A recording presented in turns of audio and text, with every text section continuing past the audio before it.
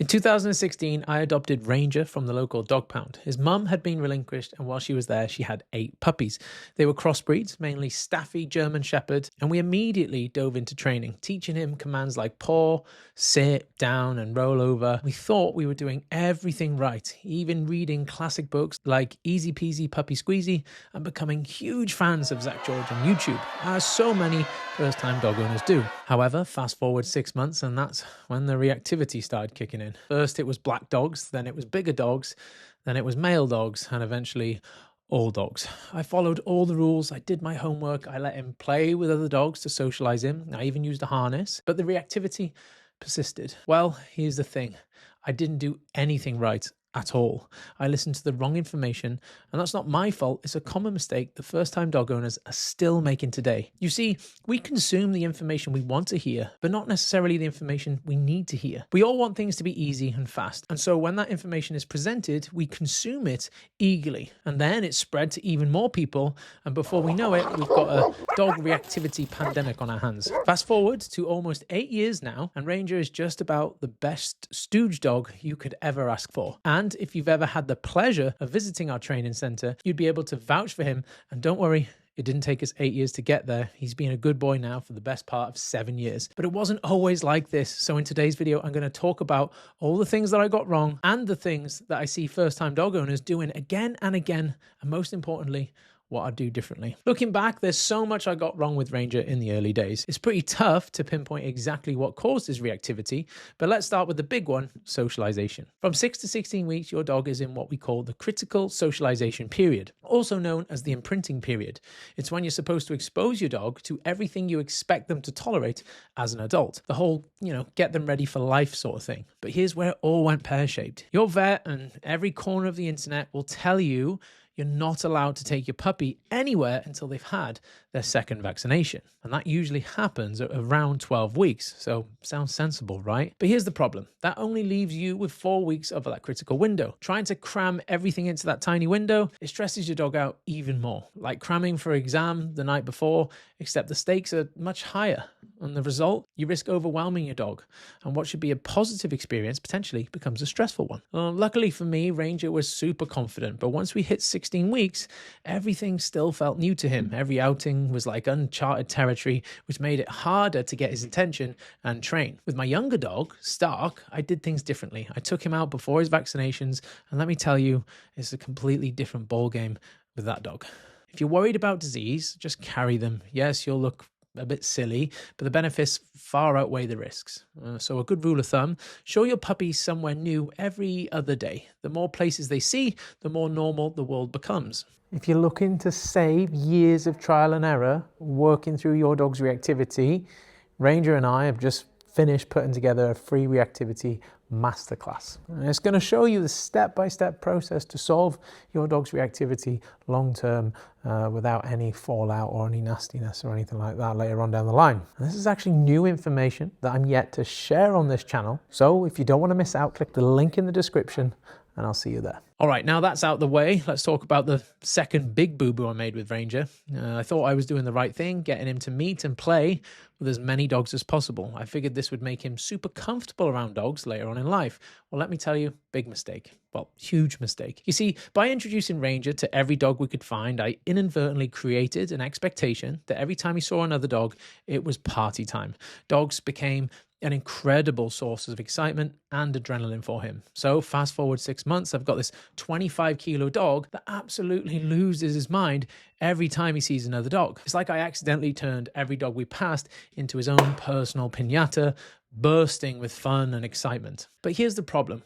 When every dog is a piñata, how on earth do you get your dog to focus on you? Spoiler alert, you don't. With Ranger's inability to interact with me and his obsession with other dogs, I basically cooked up the perfect recipe for reactivity. All the ingredients were there, a dog who's more interested in four-legged mates than anything else, and a dog that doesn't give two shits what I'm doing. And if you've ever seen Plan Check's Wheel of Emotions, you'll notice that frustration and aggression are actually actually sat right next to each other. And that's because for dogs and us humans, frustration can easily boil over into aggression. It's like when you're stuck in traffic and someone cuts you off, before you know it, you're ready to explode. And it's not that different for our dogs. With Ranger, every time he couldn't meet another dog, the frustration just built up. And so instead of learning how to stay calm around other dogs, he just got more amped up. And that's part of the reason we ended up with such a reactive dog. So what would I do differently with Ranger? Well, I'd still let him meet other dogs. I'm not trying to turn him into a social recluse, but I'd be more selective about it, prioritizing social interactions with older, calmer dogs. And the goal would have been to teach him that dogs are just part of the scenery, nothing to get excited or scared about, just background noise. Again, with Stark, my younger dog, I did things differently. And every time he spotted another dog, I made sure that I was the most interesting thing to him in that moment. Seeing another dog meant it was time for me and him to have some fun, not him and the other dog. The result, Stark is probably the most social, stable dog you will ever meet. And other dogs are just part of the landscape for him, like trees, lampposts, post boxes. You get the idea. So if you're raising a puppy right now, take it from me. Don't turn every dog into a piñata of excitement. Instead, make sure you're the most exciting thing in your dog's world. And trust me, it'll save you a lot of the headaches later on down the line. So when people think about socializing puppies or having a social dog, they typically think about it as a dog that is rubbish around other dogs and a dog that is great around other dogs. But that's not actually how this scale looks. And it actually looks more like this.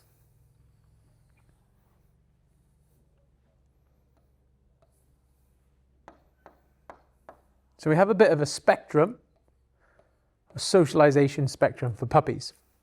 And in the middle sits the rare puppies that are neutral around other dogs. They carry, or other dogs carry, a value of 0 to this puppy. So these are very hard to come by, dogs that are naturally neutral. They don't come around too often. Most dogs are going to end up here or here on the spectrum, but essentially you've got dogs that are neutral. You've got dogs that have and carry a very high value in other dogs, so dogs that are obsessed with other dogs. And then you get dogs that kind of almost are super fearful and hate other dogs. And when you get a puppy, unfortunately, you can't dictate where they start on this scale. So you might get a Labrador that is like really what we call hypersocial, and they really value other dogs at like a +8. And you might get maybe like a Whippet that is maybe kind of antisocial, kind of scared of other dogs. And they might carry a value over other dogs at like a -5, right? And so our socialization process can look different from each and every puppy. So my dog Ranger, naturally, he really loved other dogs, really loved other dogs. He thought they were great. He's like a +5 dog. But the mistake I made, as you know, was actually allowing him to meet too many other dogs, having too much fun over other dogs, and all that did was push him up the scale.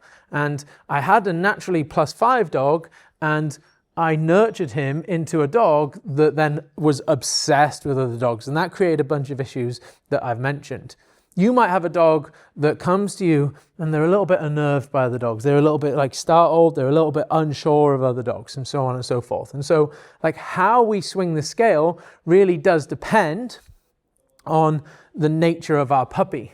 And sometimes we have to bring them from here to here in order to take them up the scale should we wish, right? So what I should have done with Ranger as a +5 dog is done loads of engagement around other dogs, loads of training, loads of concentrating on me, showing him how to have fun in the presence of other dogs in order to kind of try and neutralize how he perceived other dogs, right? But instead, what did I do? Allowed him to play with a bunch of other dogs. Now, conversely, if you had a dog that was, again, a little bit frightened of other dogs, then what I would try and do is build him up to be neutral.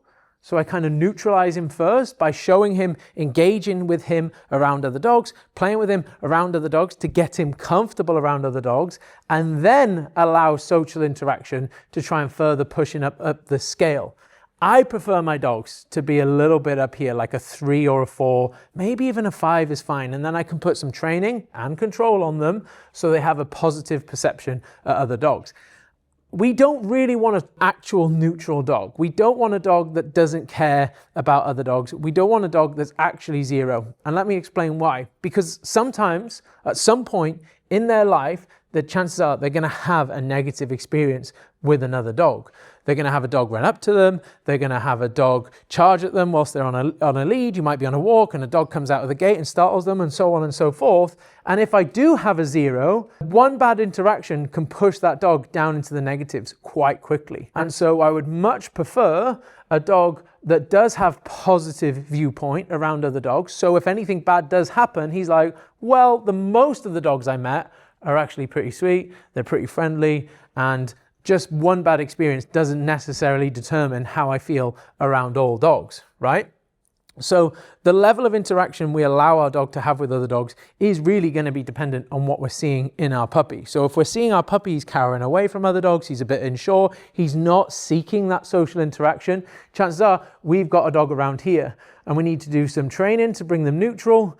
And then once we've got that, we do want to allow that dog to interact with the right type of dogs. The calmer older dogs, maybe the dogs that are going to kind of try and initiate some play, not the dogs that are going to be so super rambunctious and maybe put too much pressure on them too soon. And finding those dogs, of course, is going to be difficult. And again, if you've got a dog that comes out and is like a +10. And you see this in like cockapoos, sometimes like black Labradors, in spaniels and things like this. They see other dogs and they're just like, whoa, it's party time, here we go. Well, then I need to do lots of training, lots of engagement, lots of play around other dogs to kind of bring them down the scale. For me, the sweet spot is between +3 and +5, right? So again, if we've got dogs, people shouldn't be breeding dogs that are like this, and we're going to got a big problem here, and they shouldn't be pushing out these dogs. I've seen these dogs maybe go from here to like somewhere around here, and that might be best case scenario. But ultimately, genetics are going to dictate a lot of this. The experience the mother dog is going through during her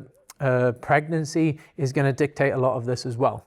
And so if we've got a strong, stable dog that likes other dogs, we want to bring them towards neutral. If we've got a fearful dog with less of a backbone, again, we want to bring them towards neutral, but then start weaving in social interactions with the dogs in order to bring them up the scale here. And so the socialization process within that 6 to 16 weeks is going to be very much dog dependent, depending on the nature of your dog. So being able to read body language and being able to understand how your dog is feeling during social interactions is of paramount importance when we want to cultivate a dog and create and nurture a dog that is going to be on the social side. Like I said, I'd much rather a dog around here than around here or around here. I see a lot of dog trainers creating really, really neutral dogs, but it's only going to take one bad incident to push them down that scale. And so I'd much prefer, like I did with Stark, lots of training, lots of engagement, but he also had plenty of healthy interaction with other dogs. So he thinks other dogs are great, but I'm better. And that is the perfect solution. And that is my puppy socialization summary. Any questions? Can a dog be in both sides of the scale, just depending on the situation? Yeah, they can. So they might see another dog as like a puppy or a dog that is similar to kind of what maybe their litter mates and their parents, and go like, ooh, exciting, playful, and you know, be giddy over that dog. But they might see like a big black shepherd or something and go like, oh, I'm not familiar with that, and then kind of be down here. And that's why the generalization of socialization is really important. And so if I saw my dog excited over a particular breed, well, in the face of that particular breed, I do my engagement work, I do lots of training. But then if I saw my dog like uncertain and a little bit unnerved by other types of dogs, I want him to work around those type of dogs and work on neutrality to begin with. But then eventually I want that interaction to happen and my dog meet that other dog and realize, oh, okay, I was wrong to feel fearful. The most difficult thing when it comes to socializing puppies is finding the right dogs for your dog to socialize with, making sure they're not going to be too rambunctious or they're going to bite him or whatever, right? And again, come back to Stark, great around other dogs. He had a bit of a beating from one of my dogs to kind of show him how to behave socially. That was fine in that context because he had a net positive perception around other dogs. Now, I don't want to put that on a puppy that has maybe net negative perceptions around other dogs, because of that could just send him down the scale. And so we want to constantly think about kind of our dog's state of mind and see this more of like a pendulum depending on each and every social interaction, as opposed to just socializing the hell out of my dog and hoping for the best. What I like to do when socializing dogs is allow them to mix. If I deem the situation safe, I'll allow them off leash. We can really fuck up social interactions by having both dogs on leash, because it changes the dog's body language and demeanor and so on and so forth, and then they don't get the real social interaction. So I would let them off leash, but we keep moving. I don't let them off in a paddock or a house or anything where they're just going to be on top of each other, finding lots of value in each other. I'm going to be like, right, we're all going to go for a walk together, but we're going to keep moving so you can find value in the environment as well as the other dog, but it's not all going to be around the other dog. And so what I did with Stark was took him out with my other dogs and staff dogs and clients' dogs, but we always keep moving. This is why we want to avoid traditional and conventional puppy classes too, because it doesn't consider this spectrum. Because if one dog might be down here, while the other dog might be down here, over here, this dog needs kind of engagement work, whereas this dog needs to be socialized or neutral first and then socialized, and they're all going to be at different paces and so on and so forth. But again, back to your question, I want the dogs to interact, but we keep moving as well, because that will make sure they're not too on top of each other, play fighting, getting up to no good, and so on and so forth. How would you correct it if they were play fighting or persistent in trying to approach the neutral dog? Yeah, so I teach a punishment marker to a puppy as early as kind of like 12 weeks. And how I teach that is the same of how we teach adult dogs in terms of mark, I interrupt, I reiterate, and I give a timeout. It's going to look slightly different with puppies, but I want to install that as early as possible, really, so then I can referee social interactions.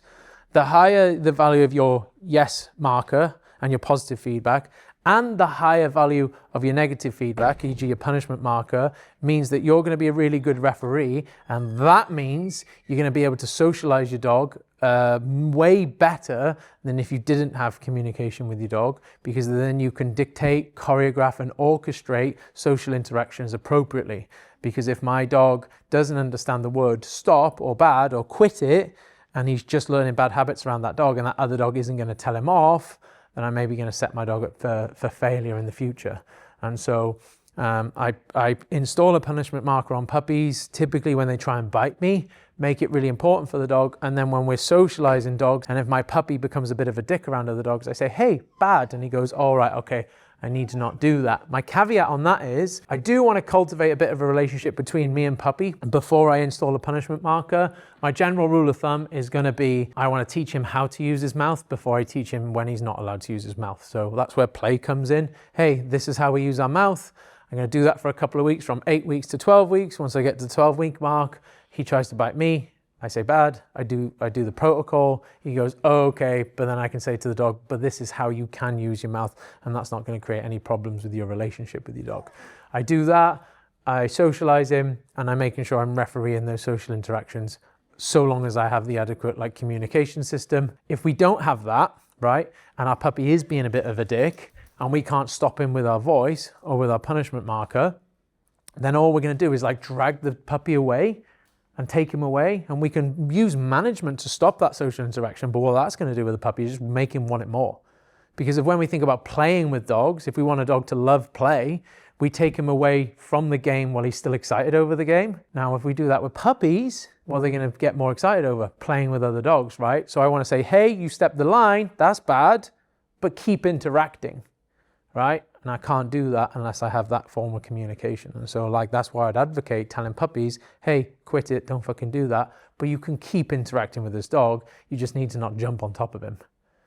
Sometimes finding the right dog that's going to punish the puppy themselves is a good idea, but then that's going to be dependent on this scale too. And so I can open my dog's social circle depending on the level of communication I have with him. And that goes the same with adult dogs as well. We've got good control over the dog. You can meet more dogs because I can step in as a referee more, and I can steer your social interactions. If I have no control over the other dog, and this is why people are really against puppy play dates and dog play dates and things like that. I'm not against them. They're only going to create problems if you can't referee those situations. And so if you have a trained dog that understands, yeah, I like that, and hey, I don't like that, they can meet loads of dogs. But if you have a dog that isn't going to listen to you, you're probably best off limiting the interaction with other dogs, because all they're going to rehearse is bad social behavior. If a dog has got whammed and bit by another dog as a puppy, the worst thing we could do is hide him from other dogs.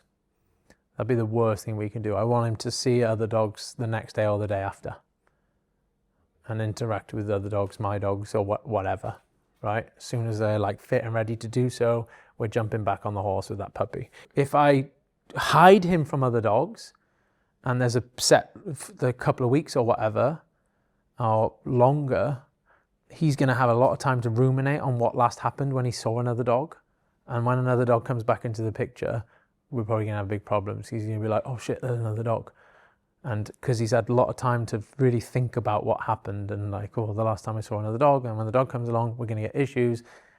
Whereas like day after, jump on the horse, hey, look, there's other dogs, they aren't going to eat you. I'm fucking sorry about what happened, but these aren't the same dogs. Let's try and work through it and get over it and get them back on the horse sooner rather than later. And I would even say that it's a good idea for adult dogs as well. If they get bit, all right, we're going out training, we're going to go watch other dogs at a distance. I'm going to show you that not all dogs are out to harm you, and we're going to work through it that way. Hiding them from other dogs, probably the worst thing we can do, because it just allows for installation into the brain that other dogs are bad. With all that said, I was actually doomed from the start. That's because Ranger would very rarely even take treats outside, which made training increasingly more difficult. But here's the thing, this was all down to a mistake that I bet you're probably making too. If you spent 5 minutes looking on YouTube, looking up dog training, you've probably been told, stuff your dog's face with high-value treats just to get them to focus outside. Sounds easy enough, right? Well, if you're anything like me, you've tried this and it worked, until it didn't. You probably noticed that after about 3 days, your dog couldn't care less about these so-called high-value treats, and they start turning their nose up at them. And you're left wondering what went wrong. Well, here's the thing. Those high-value treats aren't high value at all. They're just temporarily high value because of the novelty. But as we know, novelty wears off at around the 3-day mark, and voila, your dog no longer gives a shit about the food and you. So you're back to square one and your dog's there living their best life, but completely ignoring you. So how do we use positive reinforcement when our dog is constantly turning their nose up at food? Well, first we need to get our dogs working for minimum wage. And I know it sounds harsh, but think about it. Imagine that spoiled kid that finally gets their first job. They've been handed everything on a silver platter their whole life. And now they have to stack shelves for less than £10 an hour. Well, that's exactly what I did to Ranger. He had a buffet of treats anytime he wanted, and I was essentially paying him a ridiculously high salary for doing the easiest jobs. No wonder why he's always asking, what else have you got? Eventually, I was spending a small fortune on like these little gourmet burger things. And sure, he'd eat them most of the time. Well, some of the time, rarely. But the moment another dog appeared, those burgers might as well have been stale bread. I was following all the online advice, yet I still wasn't working. It was beyond frustrating. What I wish I'd done was put Ranger on a minimum wage from day one. So his daily food portion would go straight into a treat pouch, and that's all that would pass his lips. This essentially recalibrates your dog's food motivation, making them more likely to take treats outside. And guess what? Again, that's exactly what I did with Stark. Now that's a dog that will practically take off your fingers for half a piece of kibble, making him an incredibly easy dog to train. And this is the importance of what we call work ethic. Without it, you're going to have to motivate your dog in other ways, which isn't ideal, especially with puppies. So if you're struggling to get your dog to focus outside, click the link in the description, download our behavior Bible, which will show you how to build your dog's food motivation, as well as all the basic stuff you need for a perfect dog, like loose lead walking, recall, play, place work, everything you can imagine. All right, so let's dive into the fourth and maybe the most important mistake I made with Ranger.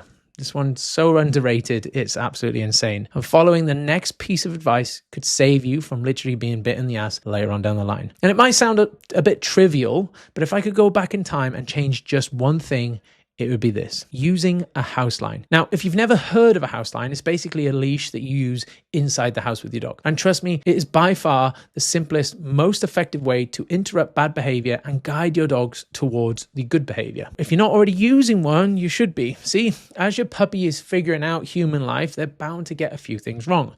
Maybe it's chewing on the skirting boards, having a nibble of your fingers, or even just an odd accident in this house. And that's totally normal. But considering what we know, in that any behavior that goes ignored is likely to get worse. And trust me, you don't want it to get worse. Ranger was no different. He tore up carpets, skirting boards, rugs, kitchens, furniture. If it could be destroyed, Ranger was on it, no matter how much I tried to distract him. He was more interested in redecorating the house than anything I had to offer. And not only was this incredibly annoying, but what I realize now is every time he ignored my pleading to stop, he was essentially learning how to ignore me everywhere, including outside. Without a house line, your options are pretty limited. You could bribe your dog away from the naughty behavior, which actually just reinforces it, or you could use harsh punishment to deter it, but that's not nice and it risks damaging your relationship with your puppy. Or you could grab them by the collar and drag them away, which is super intrusive and ultimately creates a lot of conflict every time you try and touch them. That's probably the number one reason I see people get bit later on down the line. So here's maybe the simplest but most effective piece of dog training advice